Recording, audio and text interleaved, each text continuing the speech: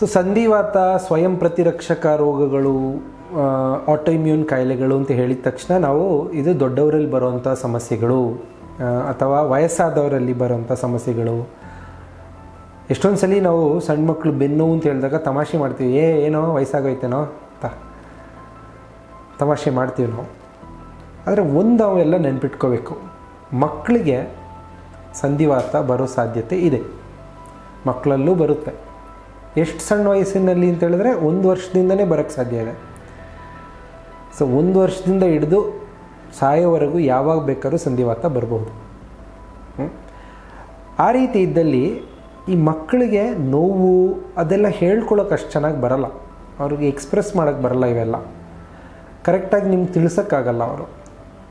ಆವಾಗ ನಾವು ಕೆಲವು ಸತಿ ಅವ್ರಿಗಿರೋ ಕೆಲವೊಂದು ಲಕ್ಷಣಗಳನ್ನ ನಿರ್ಲಕ್ಷಿಸ್ತೀವಿ. ಈ ರೀತಿ ನಿರ್ಲಕ್ಷ್ಯ ಮಾಡಿದಾಗ ಅವ್ರ ಆರ್ಥರೈಟಿಸ್ ಜಾಸ್ತಿ ಆಗಿ ಅವ್ರಿಗೆ ಪರ್ಮನೆಂಟಾಗಿ ಅವ್ರನ್ನ ಕುಂಠಿತಗೊಳಿಸ್ಬೋದು. ಸೊ ಅದರಿಂದ ನಾವಿವತ್ತು ಮಕ್ಕಳಿಗೆ ಸಂಧಿವಾತ ಬಂದರೆ ಯಾವ್ಯಾವುದನ್ನು ನೋಡ್ಕೋಬೇಕು, ಯಾವ್ಯಾವ ಸೂಚನೆಗಳಿರ್ತವೆ ಅಂತ ನೋಡುವ.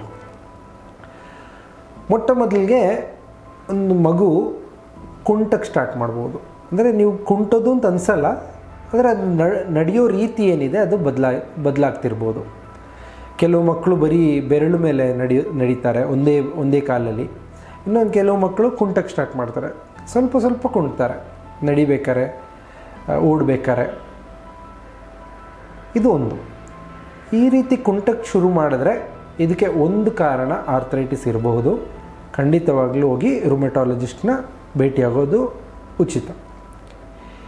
ಎರಡನೇದು ಏನಾಗುತ್ತೆ, ಈ ಮಕ್ಕಳು ಮುಂಚೆ ತುಂಬ ಆ್ಯಕ್ಟಿವ್ ಆಗಿರ್ತಾರೆ, ಮುಂಚೆ ತುಂಬ ಚುರುಕಾಗಿರ್ತಾರೆ, ಇದ್ದಕ್ಕಿದ್ದಂಗೆ ಆಟ ಆಡೋದು ನಿಲ್ಲಿಸ್ಬಿಡ್ತಾರೆ. ಮಕ್ಕಳ ಜೊತೆ ಹೋಗಿ ಆಟ ಆಡ್ತಿರಲ್ಲ, ಹೊರಗಡೆ ಮನೇಲೇ ಕೂತ್ಕೊಂಡಿರ್ತಾರೆ. ಆಮೇಲೆ ವಿದ್ಯಾಭ್ಯಾಸದಲ್ಲೂ ಅಷ್ಟು ಮನಸ್ಸಿರಲ್ಲ ಅವ್ರಿಗೆ.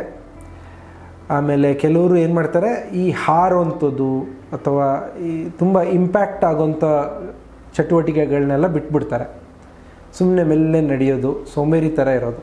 ಅವಾಗ ಎಷ್ಟೊಂದು ಸಲ ನಾವು ಹೇಳಿರ್ತೀವಿ, ಬೈದು ಇರ್ತೀವಿ, ಯಾಕೋ ಸೋಮಾರಿಯಾಗಿ ಹೋಗಿದೆಯಾ ಅಂತ. ಅದು ಇರಬಹುದು.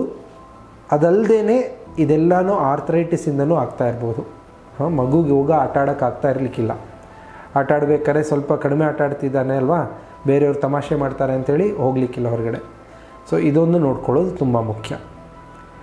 ಮೂರನೇದೇನಾಗ್ಬೋದು, ಮಗು ಬೆಳಿಗ್ಗೆ ಎದ್ದೇಳಬೇಕಾದ್ರೆ ತುಂಬ ಅಳು, ತುಂಬ ಹತ್ಕೊಂಡು ಎದ್ದೇಳ್ತಾ ಇರ್ಬೋದು ಈ ಮಗು. ಯಾಕಂದರೆ ಈ ಸಂಧಿವಾತದ ನೋವುಗಳೆಲ್ಲ ಬೆಳಗಿನ ಜಾವ ತುಂಬ ಜಾಸ್ತಿ ಆಗುತ್ತೆ. ಚಳಿ ಇದ್ದಾಗ ಬೆಳಗಿನ ಜಾವ ಸ್ವಲ್ಪ ಜಾಸ್ತಿ ಆಗಿರುತ್ತೆ. ಆವಾಗ ಮಗುಗೆ ಎದ್ದೇಳೋಕ್ಕೆ ಆಗಲ್ಲ. ಅವಾಗ ಎಬ್ಸಕ್ಕೆ ನೋಡಿದ್ರೆ ತುಂಬ ಮುಂಚೆ ಚೆನ್ನಾಗೇ ಎದ್ದೇಳ್ತಿತ್ತು, ಇವಾಗ ಸ್ವಲ್ಪ ಕ್ರ್ಯಾಂಕಿ ಅಂತೀವಲ್ಲ, ಸ್ವಲ್ಪ ಕಿರಿಕಿರಿ ಮಾಡಿಕೊಂಡೇ ಎದ್ದೇಳ್ತಾ ಇದೆ ಮಗು ಅಂತ ಇದ್ದರೆ, ಈ ಥರ ಇದ್ದರೆ ಖಂಡಿತವಾಗ್ಲೂ ಸ್ವಲ್ಪ ಜಾಗೃತರಾಗಿ.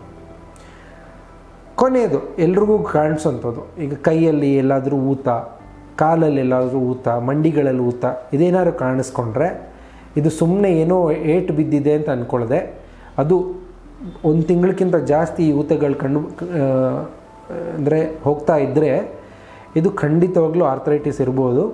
ಹೋಗಿ ನಿಮ್ಮ ಪೀಡಿಯಾಟ್ರಿಷಿಯನ್ ಅಥವಾ ರುಮೆಟಾಲಜಿಸ್ಟ್ಗೆ ತೋರಿಸಿ ಇದು ಏನು ಅಂತ ಬಗೆಹರಿಸ್ಕೊಳ್ಳಿ.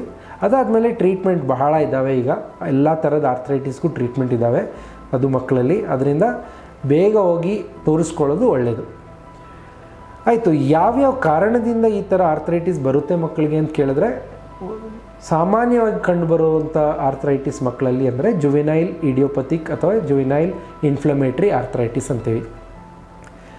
ಇದಲ್ಲದೇ ಬೇರೆ ಬೇರೆ ಥರದ ಇದ್ದಾವೆ. ಜುವೆನೈಲ್ ಲೂಪಸ್ ಆಗ್ಬೋದು, ಜುವೆನೈಲ್ ಮಯೋಸೈಟಿಸ್, ಡರ್ಮೆಟೊಮಯೋಸೈಟಿಸ್ ಆಗ್ಬೋದು, ಅಥವಾ ನಾನಾ ರೀತಿಯ ಇಮ್ಯೂನ್ ಸಿಸ್ಟಮ್ ತೊಂದರೆಗಳು ಅಂದರೆ ಆಟೋ ಇನ್ಫ್ಲಮೇಟ್ರಿ ಡಿಸೀಸಸ್ ಅಂತೀವಿ. ಇವೆಲ್ಲದರಿಂದನೂ ಆರ್ಥರೈಟಿಸ್ ಉಂಟಾಗ್ಬೋದು ಮಕ್ಕಳಿಗೆ. ಸೊ ಆದ್ದರಿಂದ ಯಾವುದಾದ್ರೂ ಮಗುನ ನೀನು ಸೋಂಬೇರಿ, ವಯಸ್ಸಾದಂಗೆ ಆಟ ಆಡಬೇಡ ಅಂತ ಹೇಳೋಕ್ಕಿಂತ ಮುಂಚೆ ಸ್ವಲ್ಪ ಗಮನ ಹರಿಸಿ ನೋಡಿ, ಇದು ಆರ್ಥರೈಟಿಸ್ಸಾ ಇಲ್ವಾ ಅಂತ ಕಂಡುಹಿಡ್ಕೊಬಿಡಿ.